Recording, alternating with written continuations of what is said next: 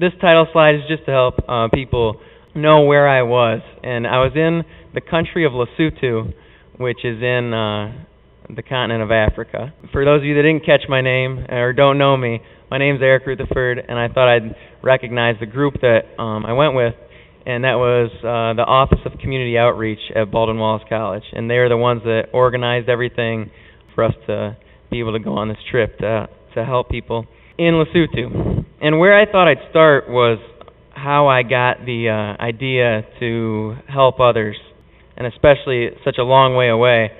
The idea originally came, where I got the original idea was from my brother Craig, actually. And it was my freshman year of college, and spring break was coming up, and Craig was coming up on his last spring break in college. And he said to me, hey, something I've always wanted to do is go on one of these alternative breaks. And I was like, I'm not real sure what that is. Can you explain it to me? And he said, well, like over spring break, or they also have them for winter break or Thanksgiving break, you can go on these trips to different places and help communities in need. And Craig did all the research. I just let him do it, and I said, yeah, I'll do whatever I need to do. So I gave him the $200 to go on this trip with the United Way, and he found it through the United Way. So this one wasn't through school, and it wasn't through Bowling Green. But where we went was Terre Haute, Indiana. And the problem that had happened in Indiana was a year before we went, they had major flooding from a river. It was called the Wabash River. And a lot of homes that normally don't get flooding were destroyed in that flood, or they had a lot of mold damage.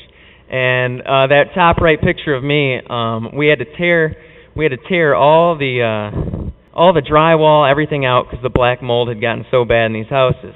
And that's our entire group, and this is the group that I worked with, and Craig's in there somewhere. And then what happened during that trip, though, is I found out that it was a lot of fun to help others, and I really enjoyed seeing how happy the family was after we ripped out all their drywall. We had to take a lot of studs out, put them back in. I really had no idea what I was doing part of the time, but they had people there that helped guide you. And just through the experience I had with this, I decided, I'd like to do this again someday. I wasn't sure where or what I'd be doing, but I was open to doing it again. And that's how I got started, kind of looking for another opportunity to do that while I was still in school. So that brings me to when I became a senior at Baldwin-Wallace. I had gotten an email from one of my friends that said, hey, we're going to, every 2 years, Baldwin-Wallace goes to Lesotho, Africa, where they work in the schools. And they said, hey, would you be interested in going on this? I know you went with United Way your freshman year. Would you want to go with us this time? We're kind of short on people. And I said, yeah, I'll look into it. And it was a little pricey, but then I decided, this is probably my last opportunity to really do something like this, this far away. So I said, yeah, I'll give it a shot. I'll try to raise the money, and thanks to a lot of people here and even some others, I was able to raise enough money that helped me get over to Africa. So just to help you guys realize where exactly I was in Africa, because Africa is a large continent, and they don't really like, or at least people didn't really like us to tell people that we're just going to Africa, because that can give you a whole range of ideas of what we would be dealing with. So here's a map of the world, right? And we're up there by Lake Erie. I was in the most southern part of Africa that you can find, and it was just becoming summer here in the United States, but it was getting into winter in South Africa. So then, here's a picture of the continent of Africa, and I can almost reach it. I'm not going to jump, but South Africa is right there. Lesotho is this country right here in South Africa. Okay, it's a landlocked country, and unfortunately, they don't have real good relations with their one neighbor of South Africa. So they have a lot of problems because of importing and exporting stuff is pretty difficult in Lesotho. So if you want to click that for me. And here's a picture of South Africa, the country, and then again, you can see where Lesotho is in South Africa. So it was around, I think it ended up being 8,500 miles away, which was definitely the longest are the farthest away I've been from home ever. But okay, flip her to the next slide for me. All right, so the group that kind of organized everything we did as we got over to Africa was the African Methodist Episcopal Church. That's who we did everything through. And when I got over there, and they said we were going to be working in the public schools, but we were going to be working with the AME Church, I was a little confused. I didn't really understand what they had meant, because I kind of went over there with an open mind, just so that I didn't have any prejudgments of what we were going to be doing. And as I got over there, the head of education in the country attended the church that we attended while we were there, and she told me, "Oh yeah, well the public schools in Lesotho are funded by the church."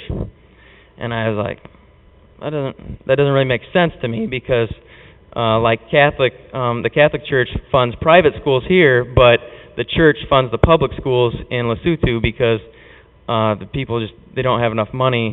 The public doesn't have enough money to afford to give free education to the children of Lesotho. Now, free education only comes to grades 1 through 8 in Lesotho. I'll get a little into that more, but grades 1 through 8 in Lesotho doesn't necessarily mean the ages that we think of here either, because I was teaching in a 6th grade class while over there, and one of my students was 22 years old. So he was a year older than me, and I was just kind of thrown back by it, because I was like, you're in 6th grade and you're 22 years old? But that's just how it is. And they weren't all 22. Some of them were around 12, 11, which was around the same as what it would be around here. But others were a lot older, and that was something to get used to. Make sure I mention everything I wanted to here. Oh, and then, it's kind of a joke, but the first church service I went to over there, we sat down. Church was supposed to start at 10. One of the guys came up to me and he said, "Hey, something you need to know is in Africa, we don't really keep track of time." And I was like, okay, well, he was joking, but I was like, all right, that's funny. He's like, church is supposed to start at 10. People really won't be here until about 10:45. And I said, okay, that's fine. So we were ready to go, and they're already singing songs and stuff. And they're singing the songs in the language of Sesotho, so I already don't understand what they're saying. And some songs were in English because they have 2 national languages. But at 10:45, the guy comes back over and he says, "All right, we're actually going to start the service now." And I said, "Oh, that's good. We've been here for a while already." And he goes, "And I forgot to mention our services are 3 hours long."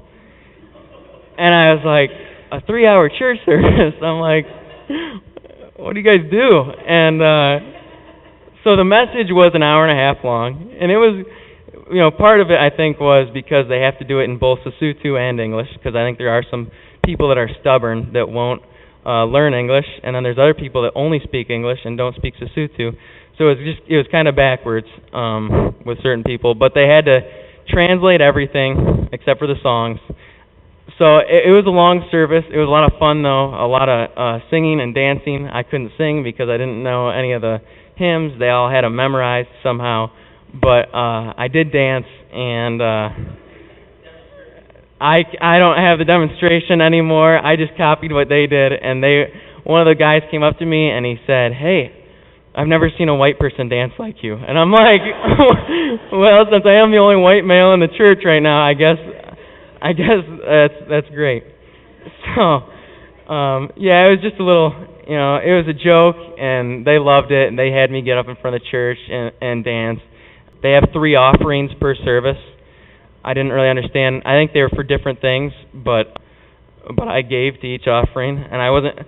After the first one, I'm like, man, they're coming back for more money. And then the third one, I'm like, all right, I'm not going to give quite as much on this third one as I did for the first and second. You guys can trick me this week, but you're not going to get me next week. Okay, so yeah. Before I go to the next slide, I try to pick a theme kind of for my presentation, where I thought of 4 words that kind of described my experience there, the people there, and maybe even the environment there, the scenery.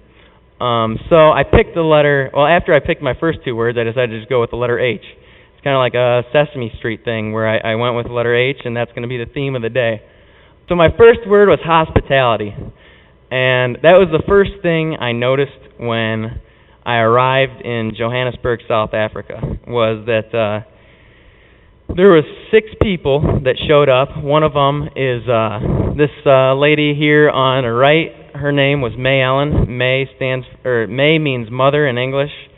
Anybody, I don't know what the age line was, but if I just found out if it's an older lady, you just call her May.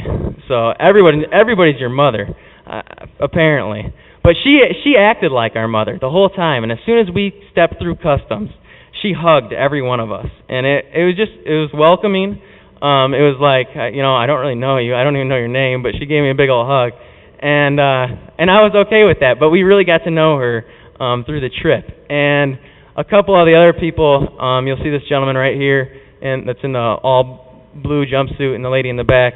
They were also there, and they gave us hugs, and they told us they were so glad we were there. But the hospitality was just, it was remarkable for them to treat people that they didn't even know the way that they treated us. And this picture, the top left picture, I spent 4 days with this family, and they were my host family while I was in a town called Mahotlong. That room we're in right there is their living room. It was a 3-room house. No, 4 rooms, and they gave me my own bedroom while I was there, and everybody else stayed in the other bedroom. so everybody in that picture stayed in one room. I stayed in the other room, and I mean, it was nice of them. I'm like, you guys can stay in here. I don't mind, but they gave me their bed. They all decided to sleep on the floor while I was there, and it was just amazing to me what they'll give up for you just so that you're happy.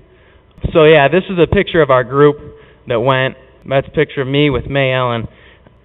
So yeah, just, my point with this slide was just that everywhere I went, I felt like I was a part of a family. Even though a lot of the time you didn't know, you'd never even met the person before. They always seemed to make you feel welcome. They'd give you a hug, they'd say something. And it was the most at home I'd ever felt away from home. And it was amazing that it happened 8,500 miles away. And it was just, like I said, it was just remarkable. And you can go to the next slide then. So here's just an example of where we stayed, and this was a big deal to them that we stayed in these rooms. And this was a really nice place, which I was like, this is a nice place, huh? But this was a Boys and Girls Club in the summer where they stayed, and since it was winter, no one was there. The top picture, it's funny, those are 2 pictures I put together. It was an accident, but I was standing in the corner of the room, and the room was an L shape, just like you see. And I just put them together when I was making the presentation, and it actually looks just like the room that we stayed in. So there was another bed that I'm like standing on, but there was 5 beds in the room, and to them it's a really nice place to stay at. And this is the outside door on the bottom left. And then the thing that made it so nice to them was that it had a running shower, and this is the bathroom. So like where I'm standing here, taking a picture of the door, I turned around and then took a picture of the bathroom. The funny thing about the bathroom though is, and it's another thing with hospitality there, they wanted to make sure we were comfortable and that we felt fine the whole time, is you can kind of see something sticking off the roof of the bathroom there, and those are the water heaters. And it's funny, it's like they're going green, but that's just the way they do things. The water is heated through the sun, right? So, and it's winter, and the nights would get down to about 25, 30 degrees. If you wanted to take a warm shower in the morning, it was impossible. I learned that after a couple of days. I mean, it was like almost ice taking a shower in the morning. So then I talked to this guy that works there, and they have a couple of guys that take care of the place at night to make sure that nobody, because we're right in the middle of a city, and it's nothing like cities around here. It was a pretty bad area, and they make sure nobody, because there's barbed wire all the way around this place, and they make sure nobody breaks in at night. And he says to me, he's like, do you like taking cold showers? And I said, no. Normally I take warm showers, and he goes, "Do you want to take a bath?" And I'm like, "Well, there is no bath in the bathroom back there, but what do you have in mind?" So he's like, "Tomorrow morning, wake up at 5:30, and I'll show you." I'm like, "Oh, all right. Well, I was just kind of interested." So I woke up at 5:30. I come out the door, and he's standing there already. I mean, he's ready to go, and he's got this big old, like, it's not a thermos, but like a kettle of hot, like, steaming water, and he's got this bucket. And I'm thinking, oh boy, this is my bath, I guess. So he takes me to this room, and you can't see where it is, but it's just a room. So he's like, "All right, you bathe in this," and I'm like, and he puts this bucket, and it's about this big. So he sets it on the ground. It's about this deep, but he puts about 2 inches of water in it, and the water is it is hot. And I'm looking at it, and I'm like, okay. And he's just standing there. He's like, "Go ahead." I'm like, "Well, all right."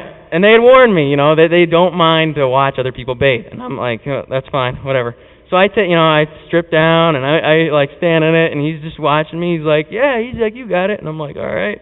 So I'm standing in this water, and I'm bathing in this. And like when I first got in, I put my foot in it. I'm like, "Oh," I'm like, "Were you boiling this water?" And he just kind of laughed at me, and I'm like, "All right, I'll do it anyways."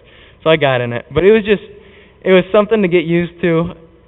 He didn't watch me every day. It was probably just a joke for him the first day to watch me struggle, but you got used to it. But it was nice having warm water in the morning rather than going out.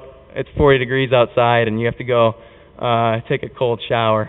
But that was something, he was always, every morning, he was standing there, and he'd be like, "You know where to go?" And I'm like, "I got it." And he'd hand me the bucket, and he'd hand me the water, and I'd go do it, and I'd come back, and it was just amazing to me that he was ready to go every morning just so that I could have warm water to bathe with. So, again, it's hospitality, and it was something that just struck me that I just can't get over how hospitable they were. Okay, go ahead and flip the next one. The next word I chose was hope.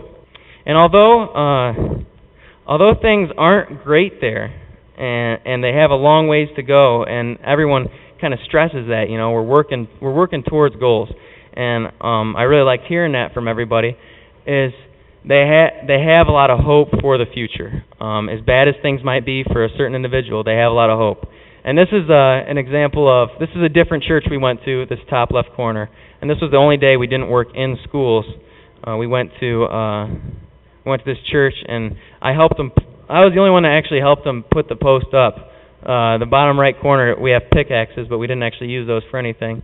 I'm not sure why they were there.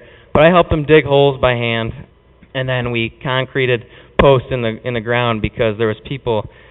The church has chickens and cows, and there was people that were stealing their chickens and stuff. So we put up these posts, and we put up a barbed wire at 4 different levels around it. And again, that was my first time doing anything like that. But it was a lot of fun, and I got to hang out with these. There's actually one more guy with us in this bottom left-hand corner, but I got to hang out with them for the day, and one of them speaks a little English. The rest of them spoke Sesotho or Afrikaans. And so they would be telling stories and stuff, and they'd be laughing and everything. I'd be laughing, they'd look at me, and then they'd laugh at me because I really had no idea what they were saying, but it sounded funny, whatever they were saying. I could tell they were telling jokes, but it was probably about me, actually, which was fine. If they were getting their laughs on me for the day, that's fine. So yeah, I spent a whole day. It was a big area for these cows, 2 cows to walk around and these chickens to run around, But yeah, I helped them put up these posts, and it was a great time. Go ahead and go to the next one. Another thing that they have hope for, and kind of a neat experience I got to have, this bottom left corner is a picture of our group, and then standing right next to me in the back row to my left is the King of Lesotho. We got to meet with him for about an hour, ask him questions and stuff. Something that he had to say was, a hope for their country in the future is to, in the near future, he said within the next 3 years, is they'd like to have free education grades 1 through 12. And that was something that I was happy to hear, that they're trying to push towards having free education for all ages.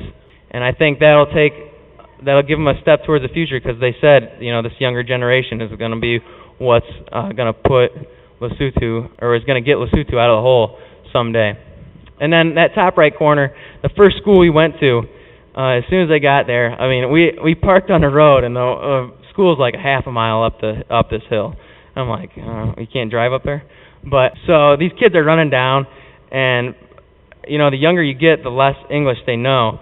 So they're yelling stuff at you, and they're excited that you're here, and we're walking up with them. And finally, one of the teachers comes out who spoke really good English. She said, "Yeah, we're planting trees for you guys today." And I said, "Oh, okay." So every kid, there's like 150 of these kids. They have these little trees, and I'm thinking we're planting them all. Well, their plan was to have each of us plant one tree with a kid. Well, I ended up getting lost behind the school with these other kids, and there's probably 20 kids with me, and I planted all their trees with them. Like, I was the only one out there. I didn't know where everybody else went, but I'm out there, and then this guy comes up to me. He's like, "You're supposed to be done." I'm like, "Oh, okay, I'm sorry. I didn't know. These kids didn't tell me what to do. I was just planting trees with them." So we were supposed to have one tree so that when we come back someday, we can come see our tree. But instead, I have like a forest that I'll just visit someday when I go back, which is fine.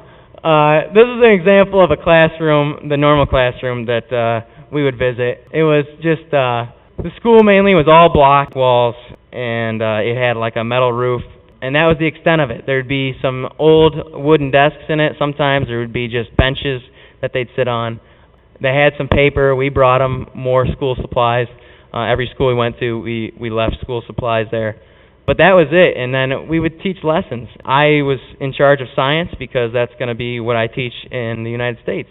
What ended up happening, though, was some of the students knew so little English that it ended up turning into an English lesson, where I would just show them pictures of animals, and I'd have them give me the word in Sesotho, and then I'd give them it back in English, and we'd go over it, and I'd practice my Sesotho, and they'd practice their English, and it was a lot of fun. They laughed at me as I tried to say their words, and I'd laugh at them as they tried to say mine. And then one thing, just a funny story is, I brought a lot of African animals that they might know, or that they've at least seen pictures of, and they would know those. And then I'd hold up a picture of like a bear, and it was just funny as heck to see their faces, because it was almost like they're kind of scared, and then they're like, what is that? Or the best one was a moose. I showed them a moose, and it was priceless. Some of their faces, and they'd turn to their teacher, and they'd be like, and the teacher's like, "I have no idea what that is. I don't know." So that was a lot of fun. I'd be like, "Yeah, this is something we have in America," even though I've never actually seen a wild moose, but I know they're somewhere in America. But they didn't know that, so that was fine. Go ahead and flip it to the next slide. Oh, and then, another thing we did with two schools was we brought over soccer balls, brand new soccer balls, and brand new dolls. This group down here, these guys they said they wanted a team picture, so I posed for my team picture, and I don't know what the heck the rest of them were doing, but they said they wanted a team picture, so I was like, all right, let's take a team picture. It was funny, but that was a group of boys from the school that all these soccer balls were given to, so that they can use them during school for the younger kids and stuff. And then one of the schools we went to, which had very few students actually, we gave every boy a soccer ball, every girl a doll, which was a lot of fun because we spent about 2 hours there playing with the kids, and they all really enjoyed it. So that was just, it was a lot of fun giving them something that they can keep to remember us by. Go ahead and flip it to the next slide. All right, so my third H is happiness, and it's funny. It was just, when I went over there, you knew that conditions weren't real great, and it was amazing to me to find out that these people can find happiness with such little material goods. These kids, like, some of the stuff is all they had, and they all had shaved heads because of lice problems and stuff. Boys, girls, all had shaved heads, or their hair was about that long as this little boy here holding the doll. But some of them, they have cuts, open wounds on their heads, and I'm like, wow, man, it's just amazing to me that how happy these kids still are. And I gave this little guy a ball, and his name was Maheba, and we played with this ball for an hour. there was times where everyone else was gone and they were doing other stuff, and I was like, hey, you want to go climb up that mountain? And he looks at me like, he just kicked the ball right back at me. And I'd be like, all right, well, never mind. Because he didn't speak any English. This kid didn't speak any English. So he just looked at me and kicked the ball back at me, and I'd be like, all right, well, let's kick the ball around. And I had like a conversation with myself, and he'd laugh at me. But some of you know, Brittany knows that I like to have conversations with myself anyways. So I was telling myself that I was pretty good at soccer and everything, and I'm not by any means. But and then this is just a neat picture, and it was probably one of the best ones from the trip. This kid, it was a boy, and he just wanted a doll so bad. So we gave him one, and he was holding it and looking at it, and he'd kiss the doll and stuff. And it was one of the most special moments of the trip, just to see this kid so happy with this doll. It's a simple thing to us, but these kids were they were ecstatic to have these toys. Go ahead and flip to the next one. Here's another thing. At one of the schools we went to, they had ready for us was dances they were traditional dances, and they were doing all these dances and stuff, and then finally they said, now you guys, it's your turn. And we're like, oh, we don't know what we're doing. So this guy's leading us, and we have these sticks because it's a war dance or something, and we're doing these dances, and everyone's laughing at us because we were bad. We were really bad at that, but there was dancing going on all the time, and this is one of our pastors. He's dancing outside of church while we're working, and it was always a lot of fun, and everyone was always so happy. And that was just something that I brought back, that I remember, and that I brought back is everyone was just so happy, even though conditions weren't the best for them. All right, go ahead and flip it. So my last word it's really a stretch, and I couldn't think of anything else to explain how beautiful the scenery was while I was over there, was hilly. And hilly is definitely an understatement because it's very mountainous, and they actually refer to themselves as the Mountain Kingdom. So here on the left is a picture of me just standing in front of these mountains in front of one of our schools, and this was a common view. Anywhere you went, there was just mountains everywhere. And that's a group of us standing there outside a different school, looking down into a valley. And it was amazing because I'd never been around anything quite like it before. Everywhere you look, there's just mountains, just everywhere. Go ahead and flip it to the next one. There's just pictures here of just the scenery that we saw. And again, it was just outstanding. I loved it. Coming from a science background and loving nature myself, it was I loved seeing all the different views and stuff. This was overlooking the capital city of Maseru, this top right one. And these two bottom ones were on a hike. The last school we visited while we were in a little town called Mahotlong, it was a 2-hour hike to the school through the mountains because the roads were too dangerous for cars. So you either rode a donkey or a horse, or you walked, and we didn't have either of the first two, so we got to walk it. But it was fun. It was fun to hike all through the mountains and stuff, and just get to see all these different things. Go ahead and flip to the next one. This is the last one. That was on our drive to Mahotlong. Our drive to Mahotlong was 8 hours through stuff like that, and there was no guardrails. The roads were real narrow, but it was fun. It made me nervous at first, but after the first 2 hours, you're like, well, you're not going back, so you got used to it. And the funny thing about this bottom picture was it might be one of my favorite pictures from the trip, is when I was with my host family in Mahotlong, the bathroom was an outhouse, which I was not used to either. But I walked outside. It's about 5:30, 6 o'clock in the morning. I walked outside because I had to use the restroom. This was the view I saw, and I was just amazed at how beautiful it was as the sun was coming up in the morning. So, and that's that. You can go ahead and flip it, and stop there. But I just want to thank everybody for the support financially and through prayer as I went on this trip, because it was nervous for me to go so far away and to help others. But it was something that was important to me, for me to go so far away, and I just want to thank you for that.